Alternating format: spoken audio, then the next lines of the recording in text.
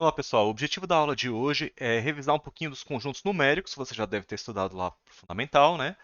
E falar um pouquinho sobre a reta real e operações que a gente pode fazer com intervalos da reta, beleza? Então, lá no fundamental vocês viram uma certa representação dos conjuntos numéricos. Os que a gente conhece, né, o que são os mais conhecidos, são os naturais, os inteiros, os racionais, os irracionais e os reais. A gente já vê a definição de cada um e vou usar essa representação em diagrama de Venn aqui. Mas eu alerto para essa representação em diagrama de Venn. Ela pode causar algumas confusões, tá?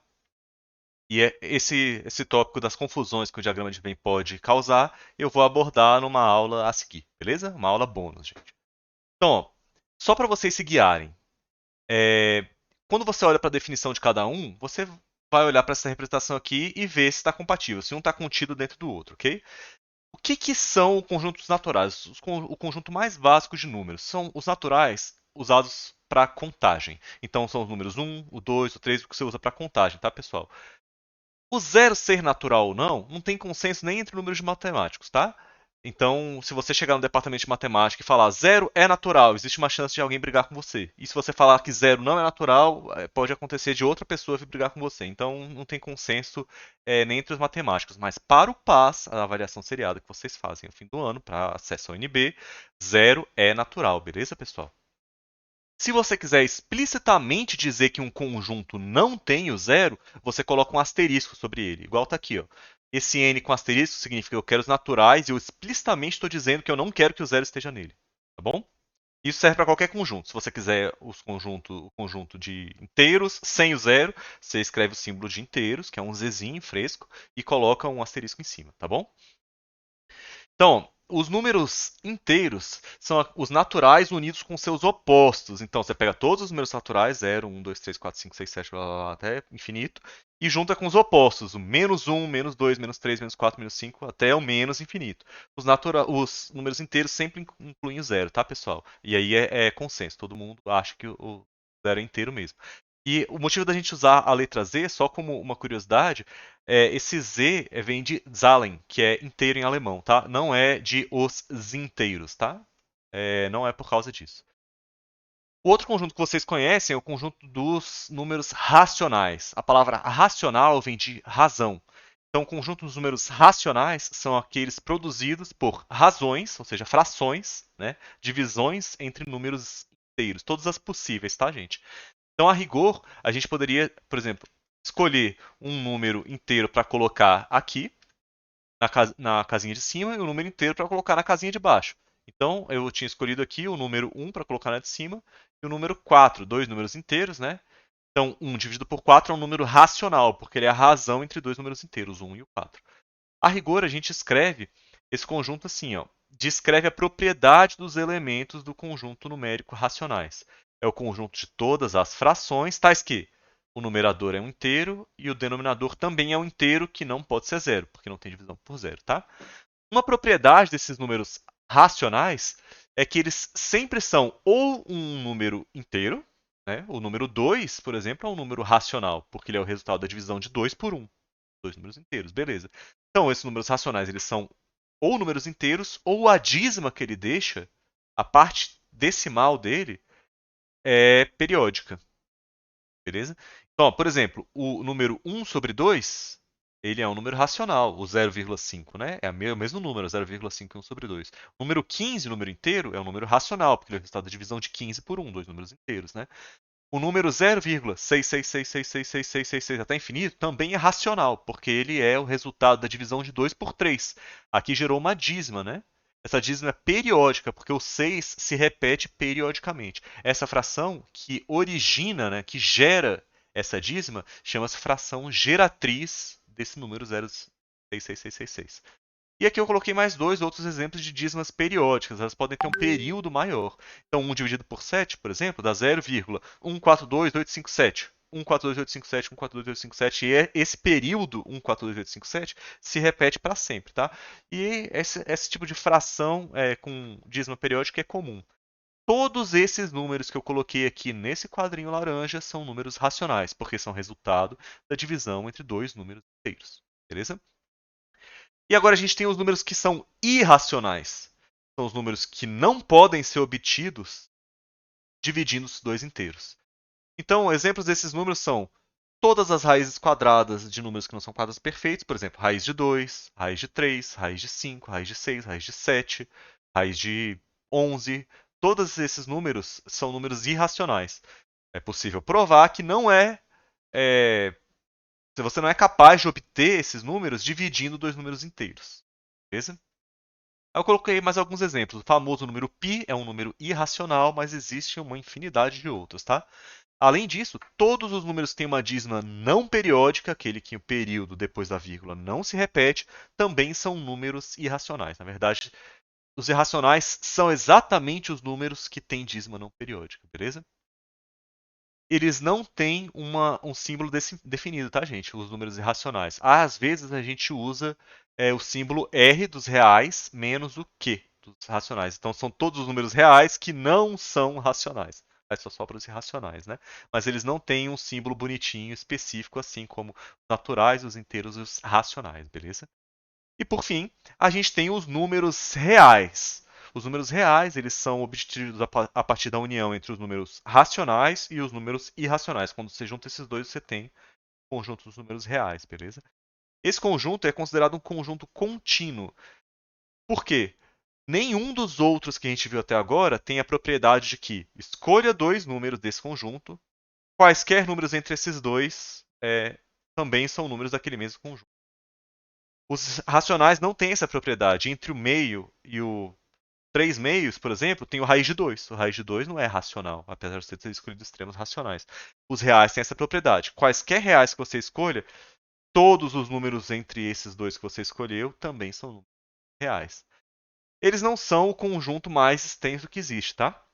Existem também conjuntos ainda mais complexos, por assim dizer, do que os números reais, conjuntos ainda maiores que os números reais.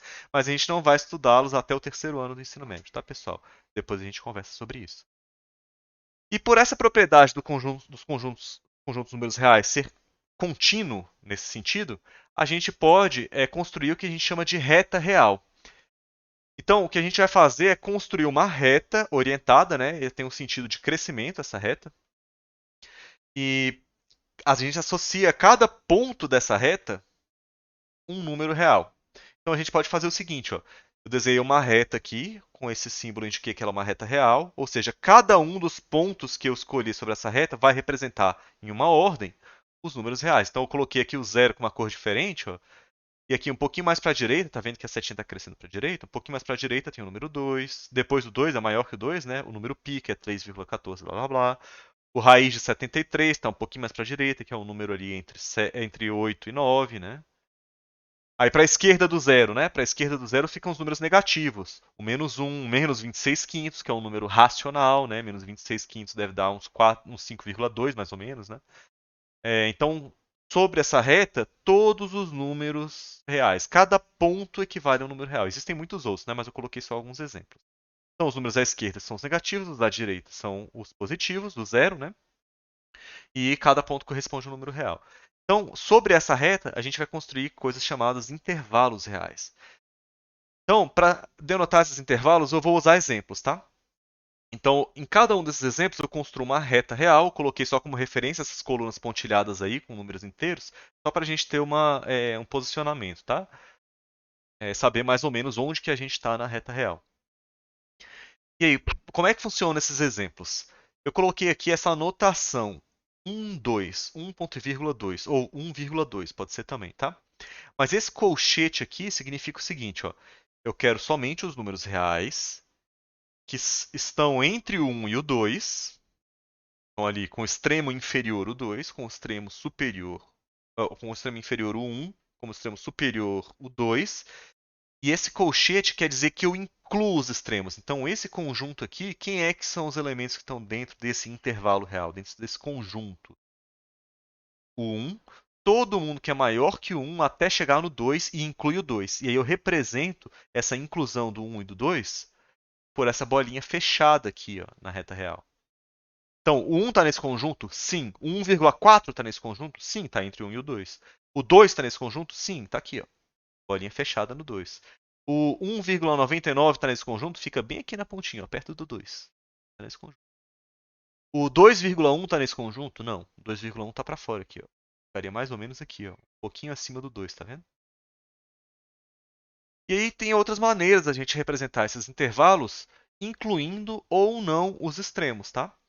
Esse primeiro exemplo incluía o extremo 1 e o extremo 2. Nesse segundo exemplo, o extremo -2 e o extremo 1 não estão inclusos nesse intervalo. Esse a gente chama de intervalo aberto, porque os extremos não estão incluídos. E esse primeiro a gente chama de intervalo fechado, porque os extremos estão incluídos. Beleza? A gente usa essa notação aqui, ó, ou o colchete para fora, para indicar que a gente está excluindo o -2, colchete para fora aqui no 1, para a gente dizer que está excluindo o 1, ou parênteses no -2, dizendo que está excluindo o -2, e parênteses no 1, dizendo que está excluindo o 1.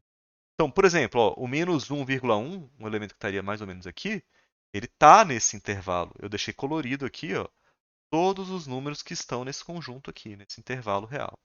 Beleza? Sendo que o -2 pertence a esse intervalo? Não. Bolinha aberta aqui nele. Ó. O -2 não está no intervalo. Assim como o 1. Não está nesse intervalo. Bolinha aberta, tá? Então, olha, outro exemplo de intervalo. Esse intervalo real aberto em -3 e fechado em 4. Então, significa que o 4 está incluído nesse intervalo. O -3 não está incluído nesse intervalo, mas todo mundo que está entre os dois está incluído no intervalo. Todo mundo está colorido aqui, mais a bolinha fechada. Beleza? Olha um outro exemplo. Esse conjunto aqui, ele é fechado à esquerda e aberto à direita. Então ele é fechado em -2 e aberto em 2. Todos os elementos entre -2 e 2 estão nesse intervalo. Mas o extremo 2 não está e o extremo -2 está no intervalo. Uma outra maneira de a gente escrever é por propriedade dos elementos que estão nesse conjunto. Então, olha só, esse conjunto que eu coloquei aqui, ó, também poderia ser o conjunto de todos os elementos que são maiores ou iguais ao -2 e ao mesmo tempo são estritamente menores que o 2. Ou seja, o 2 não está incluso. Não é menor ou igual, é estritamente menor que o 2. Beleza? É uma outra maneira de você denotar os intervalos, tá? Olha só, um caso de notação especial. Esse R com subíndice mais. Esse R com subíndice mais quer dizer todos os números reais não negativos. Cuidado, pessoal, esse mais embaixo não quer dizer positivo. Beleza? É contraintuitivo, mas não quer dizer positivo, quer dizer não negativo. Se você quisesse positivo, você teria que excluir o zero. Aí você escreveria o R mais e colocaria um asterisco em cima. Isso seria o real estritamente positivo. Eu deixei até ilustrado aqui, ó. O R com mais embaixo, não negativo, basta você pegar a reta real toda, colore tudo e tira os negativos. O que sobra é o R mais, não negativo. E aqui embaixo, ó, eu coloquei até um exemplo. Eu coloquei os números reais não negativos, também podem ser representados por esse símbolo aqui. Ó. Inclui o zero e vai até o infinito. O infinito, gente, sempre é aberto, tá? Quando você inclui um elemento, você quer dizer que ele faz parte daquele conjunto. O infinito não tem como fazer parte de um conjunto porque infinito não é um número, ele não é um elemento. Por isso a gente deixa por padrão o infinito sempre aberto, tá? Então é sempre com parênteses ou colchete para fora. Então, eu vou fazer uma operação usando esse diagrama que eu construí aqui, esse quadrinho de intervalos reais. Eu vou fazer uma operação de interseção entre os conjuntos -2 a 2, fechado em -2 e aberto em 2, esse cara que está representado aqui, e o conjunto zero, fechado, até infinito, aberto, ou seja, dos reais não negativos. Então, quem são os elementos comuns a esse conjunto aqui de cima e esse conjunto? Aí, basta você olhar a região da reta que está colorida para todo mundo. Ó. Olha só, tá vendo que está colorido aqui e aqui? Nesse caso, nessa região aqui, está todo mundo colorido, tá vendo? Então esses elementos aqui, eles são comuns. Tá vendo que um está fazendo sombra no outro? Esses elementos são comuns aos dois conjuntos, que é isso que quer dizer interseção, né? Então, eu vou marcar aqui, olha, a interseção entre esses dois conjuntos. Seria esse camarada aqui. Mas e os extremos? Como é que fica? Analise os extremos à parte, tá, pessoal? Então a pergunta é: esse pontinho aqui faz parte do conjunto de baixo? Faz. Bolinha fechada, né? Faz parte do conjunto de cima? Ora, ele está entre os dois extremos, não tá? Então faz parte do conjunto de cima. Conclusão, beleza, ele está nos dois conjuntos. Agora o extremo da direita. Olha só, o 2, ele faz parte do conjunto. Ele é um número não real não negativo? Tá colorido aqui, tá vendo? Então realmente ele é um número real negativo, não negativo. Mas ele tá nesse primeiro conjunto aqui? Não, bolinha aberta. Então permanece a bolinha aberta aqui. Beleza? Aberta nele. Então esse aqui seria o resultado da interseção desse conjunto aqui com esse conjunto de baixo. É onde os dois têm elementos em comum. Então você vai escolher somente os elementos que estão nos dois conjuntos simultaneamente, tá? E a gente vai fazer esse tipo de operação também com uniões, tá? E aqui eu coloquei como último exemplo esse conjunto também ilimitado à esquerda, né? Ou seja, ele vai até o menos infinito, aberto, sempre aberto no, ou no menos infinito. Mas que ele também não tem o extremo à direita. Então o menos 1 também está aberto aqui. Tá vendo que a bolinha não está totalmente colorida. Então é assim que a gente representa intervalos reais.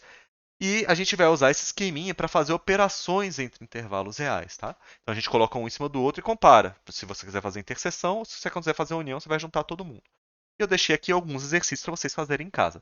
Na aula que vem, eu vou falar um pouquinho sobre a infinitude dos números dos conjuntos numéricos, os naturais, os inteiros, os racionais e os reais, assim como os irracionais também. Então, esses exercícios vocês façam e assistam a próxima aula como um bônus, tá, pessoal?